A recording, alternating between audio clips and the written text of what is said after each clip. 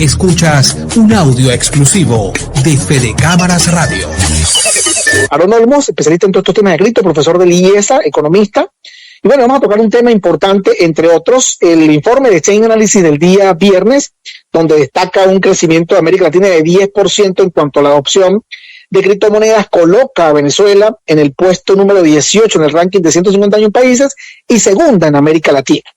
Unos datos bastante interesantes, pero no hay unos números oficiales. Por allí uno intenta sacar unos números, por ejemplo, cuando saca la estadística de lo que generó el mercado norteamericano con 2.6 trillones de dólares, y bueno, y uno ahí trata de buscar y ubicar en cuánto estaríamos nosotros. Algunos números por allí dicen que Venezuela el año pasado transó 49 mil millones de dólares en cripto, de los cuales 50 y pico % fueron en USDT, pero finalmente la opacidad desde el punto de vista numérico del país no permite que uno termine entendiendo realmente cómo vamos, pero sí, si hay una adopción de criptomonedas, si hay empresas utilizando USDT para poder sortear todo el tema de la crisis de divisas, pero ¿quién mejor que Aaron para conversar con todos estos temas y por supuesto para también aclararnos un poco el panorama de la cripto, porque hemos visto una caída importante del Bitcoin que podría estar asociada a, no sabemos, pero bueno, será Aaron quien nos ayude a elucidar todos estos temas. Buenos días, Aaron, ¿cómo estás? ¿Cómo estás, William? Bueno, siempre agradecido, ¿no?, por la invitación. Vale, gracias a ti por siempre estar atendiéndonos y pendiente para conversar. Aaron, arranquemos por el informe de Chain. Cuéntanos un poco cómo ves tú esa adopción, cómo es ese crecimiento, cómo ves América Latina, cómo ves a Venezuela, número 2 en la región, en la adopción de criptos, con un crecimiento importante en el último año. Mira, el tema de los criptoactivos sigue siendo importante porque la economía global está despertando a la utilidad que tienen las criptomonedas, no solamente las estables, sino también las volátiles, ¿no? Si bien Satoshi Nakamoto en su libro blanco no se paseó por nada de lo que está ocurriendo ahorita, resulta que bueno, la tecnología cae en nuestras manos y nosotros hacemos con ella lo que consideramos que es lo mejor, ¿no? Y hoy por hoy vemos países enteros creando reservas, economías que se mantienen porque sus empresas, sus personas naturales están volcándose al uso de criptomonedas como elemento de reserva, de ahorro a largo plazo, o como elemento transaccional inclusive, que es el caso nuestro que estamos viendo acá, ¿no? Entonces, bueno, está mostrando su valía y por eso esos números de Chain Analysis cada año que los vemos y los comparamos de esa base de datos de 154 países a los que ellos le aplican su instrumento, vemos que hay un avance significativo, sobre todo en economías de América Latina, el Caribe y países asiáticos, inclusive del área subsahariana. Exactamente, ahora sí, el caso de Venezuela me parece impresionante porque aunque cedimos 5 puntos con respecto al informe de 2024, pasamos a ser el número 18 a nivel mundial, antes éramos el número 13, y además de eso nos convertimos en el número 2 en América Latina por encima de Argentina y México, ¿no? Según los datos de Chain Analysis. ¿Qué opinión tienes tú con respecto a eso? Me imagino que el incremento de las empresas y de los particulares buscando USDT, buscando criptomonedas para poder sortear inflación, escasez de divisas, ha sido clave en todo esto, ¿no? Totalmente de acuerdo, fíjate, es una principal característica de los países que adoptan cripto y las distorsiones monetarias y cambiarias que están a la orden del día, pues. Un país donde su moneda sea fuerte, su tipo de cambio sea cercano al euro y el dólar, y no existan distorsiones monetarias y cambiarias graves, con una inflación de un dígito al año, con indicadores socioeconómicos favorables, no los verás a ninguno de esa economía buscando Bitcoin y USDT porque todo funciona bien, ¿no?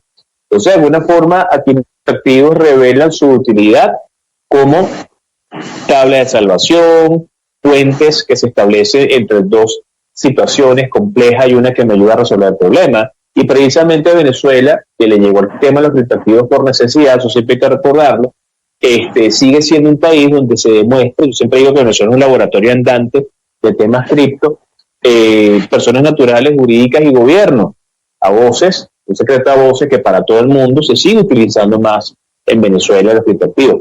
Exactamente, bueno, incluso hace un par de semanas se hablaba de que podría el Banco Central de Venezuela utilizar el esquema de USDT para poder otorgarle dinero a las empresas, poder pagar algunas deudas, poder pagarle a proveedores, pero también leíamos un artículo en Crypto Noticias donde decía que eso pudiese ser perjudicial porque ya en los Estados Unidos están bloqueando cuentas de personas o de empresas que consideran de una u otra manera complejas, y en el caso de Venezuela, por el tema de las sanciones, podría estar siendo también impactado si de repente el Banco Central utilizaría estos mecanismos. Pero también se habla que China nos está pagando parte del petróleo con USDT. toda esta información es verdad, Aarón, se está pasando, hay posibilidad de que esto pueda ocurrir, las empresas van a poder recibir USDT, y también cuéntame un poco, Aarón, si también puedes ayudarnos, cuántas empresas en Venezuela están realmente volcándose USDT. Sabemos que hay una gran cantidad de empresas que lo están haciendo, pero nada más tenemos 2 empresas autorizadas, que son Contigo y Cristo, ¿no? Y no son muy poquitas para el caudal que debería venir de solicitudes, ¿no? Fíjate, lo que es cierto totalmente de todo lo que tú estás diciendo, que tenemos la certeza que es así, es que en algún momento, tanto como Binance en su momento, a pedido del gobierno federal estadounidense, logró bloquear direcciones de billeteras por estar vinculadas con negocios o actividades que no se entendían bien en la proveniencia pues, de esos fondos. De la misma manera, la gente de Tether, yo siempre le pido a la gente que cuando vaya a aceptar un criptoactivo, descargue su libro blanco. Pueden revisar el sitio web de tether.to para poder entrar y ver allí. La gente de Tether también ha bloqueado direcciones de billetera a pedido, porque efectivamente se asume que son cifras que están vinculadas con narcotráfico, lavado de activos y todas estas cosas. Es decir, los temas de compliance aquí son exageradamente importantes. No es que usted se abre una cuenta en Cristo o en Contigo o en Binance y a partir de ese momento la libertad financiera comenzó a llegar a su casa, no, para nada. Hay toda una cantidad de elementos y consideraciones que pasan por los entes de regulación que hay que tomar en consideración. Entonces, es posible que si ya esto pasó en julio de este año con la gente de Tether y ya ocurrió en su momento con Binance, pase aún más con países o gobiernos que están señalados en las listas negras, como sigue ocurriendo con Venezuela por el tema de los fax, y totalmente factible, eso puede pasar. Eso es interesantísimo porque hoy en día pues está hablando mucho de esto. Aarón, y desde el punto de vista de las empresas, ¿qué información tienes tú de que haya crecido? Porque bueno, según ese Chain Analysis creció mucho el mercado minorista, ¿no? Pero también creció un poquito el institucional. Desde el punto de vista de empresas, ¿cuánto de este mercado podría estar hoy en día transando? Ese número de 49 mil millones de dólares, a mí particularmente me parece que es un número extremadamente loco. No sé qué piensas tú, si el loco soy yo, pero sí hay un movimiento importante de lo que es la transacción a través de USDT, ¿no? Y empresas buscando tener USDT para después cambiarlo a dinero fiat, a dólar, y poder importar productos para los anaqueles de sus negocios, ¿no?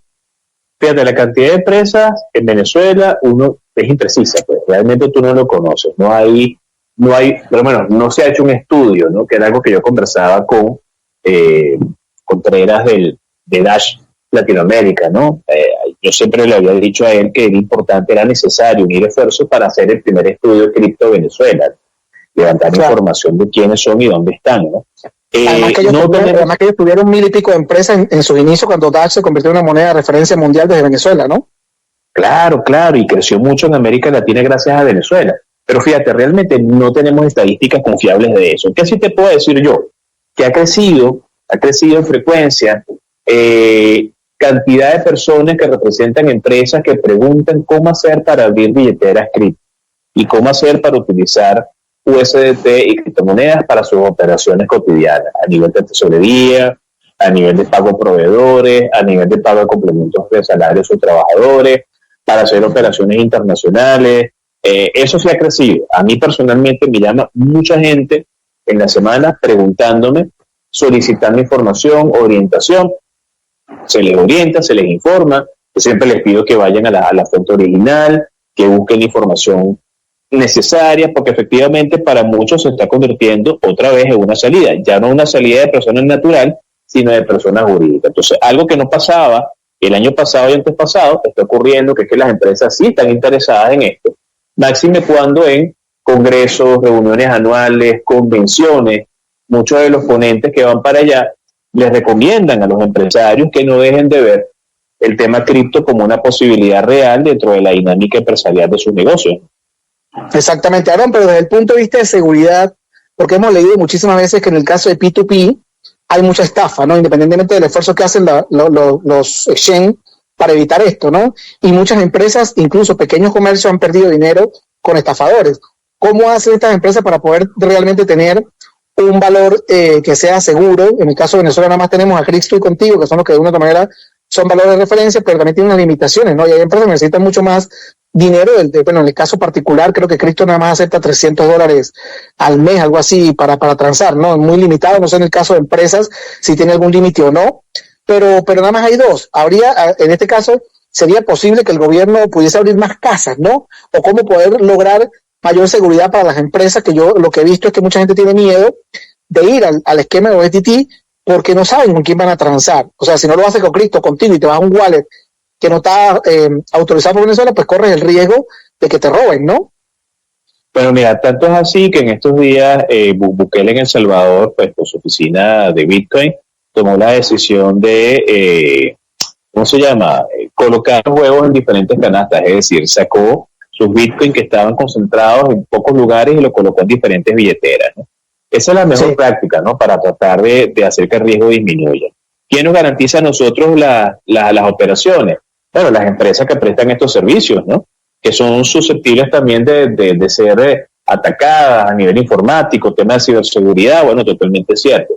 ¿Cuál es la responsabilidad de nosotros como usuarios? Bueno, tratar de disminuir el riesgo colocando nuestros fondos en diferentes ubicaciones, pero es que no tenemos muchas, ¿no? Entonces, como tú bien lo dices, los límites son para algunas empresas irrisorios, ¿no? Bueno, $300, eso para algunas empresas realmente no es nada, ¿no? A nivel de operación. Sé que la gente de Contigo recientemente tiene la postura, creo que vi por ahí una publicación de ellos, de la apertura de una cuenta jurídica. O sea, habría que ver qué distancia hay entre la cuenta de persona natural y la cuenta jurídica como usuario, ¿no? Es más sencillo para el ejecutivo crearle las mejores condiciones a los exchanges que ya están. Efectivamente, hay que abrirse, ¿no? O sea, volver a tener quizás una oferta de empresas que se dediquen a esto, ¿no? Pero es importante recordar también el hecho de que sería mucho mejor que lo que tenemos tenga las mejores condiciones, es decir, Cristo, Contigo, Orinoco, cualquier otra empresa que puede estar acá funcionando bajo el amparo de la SUNACRIP, tenga sus licencias, que se puedan ampliar esos montos, que de repente abrirse a una cantidad de empresas que tuvimos aquí, 15, 20 exchange, y todas fueron desapareciendo en la medida en que ocurrió esta intervención de SUNACRIP y el mercado cripto comenzó a declinar. Que nos explique un poco cómo ha estado el movimiento de criptos, especialmente las caídas recientes de Bitcoin, porque ha sido como una gran montaña rusa, subió a 120 y pico, baja, sube. ¿A qué se debe todo esto? Y ya se está hablando de una temporada bajista de las criptomonedas. ¿Eso está asociado a qué? Bueno, mira, históricamente el mes de septiembre es un mes de corrección de precios, ¿no? Cuando tú ves ya varios años de comportamiento del precio de Bitcoin. Hay que recordar que Bitcoin es un criptoactivo que ya hoy por hoy se ha convertido en un indicador que nos muestra el devenir de la propia economía estadounidense en principio y luego la economía global, ¿no? Esas correcciones que estamos viendo son correcciones que son normales, ¿no? El tema es que la gente ve que el precio baja y salen corriendo, ¿no? Cuando más bien cuando el precio baja que hay que comprar, ¿no? Pero hay que recordar que siempre Bitcoin corrige y crece. Y al final de cuentas, hoy por hoy el gobierno estadounidense le está dando un respaldo inusitado, pues algo que no se veía venir al tema de los criptoactivos. No solamente a Bitcoin, sino a las stablecoins, desde la ley Genius que se aprobó, hasta toda esta inversión institucional increíble que se está haciendo, donde, bueno, hay empresas que Strategy que tienen 1% del total de los Bitcoin en circulación en sus manos, ¿no? Que eso es ya decir muchísimo, ¿no? Entonces, bueno, efectivamente, la noticia del resultado de la inflación, tipos de interés, indicadores macroeconómicos, que otrora mucha gente decía que no estaban vinculados con las variaciones de precio de Bitcoin, están afectando. Si hay más dinero disponible, hay personas que estarían dispuestas a comprar más Bitcoin. Si el dinero se hace costoso, hay quien quizás no estarían dispuestos. Entonces, todas estas variables en torno macroeconómico hoy por hoy son importantes para entender las variaciones de precio de Bitcoin.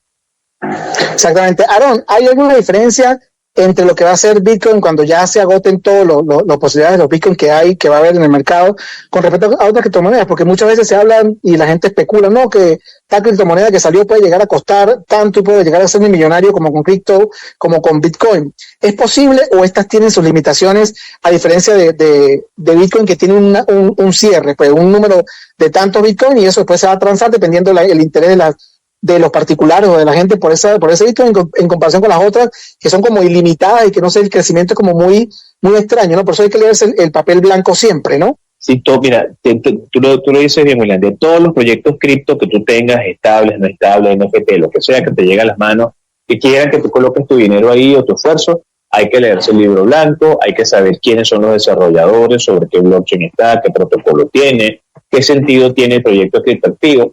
Y ahí es cuando entendemos que la escasez programada de Bitcoin, con esos 21 millones de unidades dividido cada una en 100 millones de partes, esa recompensa que cada vez es menor, que teóricamente va a llegar hasta el año 2140, ese 21 millones de los cuales ya hay 19.910.000 Bitcoin disponibles, que hace que, bueno, cada vez más por naturaleza, por antonomasia, cada vez que se mine un bloque hay menos Bitcoin disponibles del total que va a haber. Eso hace que automáticamente sea escaso y por ser escaso el precio suba, ¿no? No todas las criptomonedas copiaron esas características de Bitcoin. Hay criptoactivos que son infinitos, como Ether, por ejemplo. El BNB de Binance es infinito. No por nada ellos, que son conscientes del poder que tiene la escasez sobre el valor de una moneda a nivel intrínseco, hacen quema controlada de tokens, ¿no? Eso lo hace la gente del BNB y la gente de Ethereum, que es como una suerte de política monetaria cripto que aplican, ¿no? Sacan del mercado cantidad de tokens para que entonces el valor pueda tener cierto nivel de realce.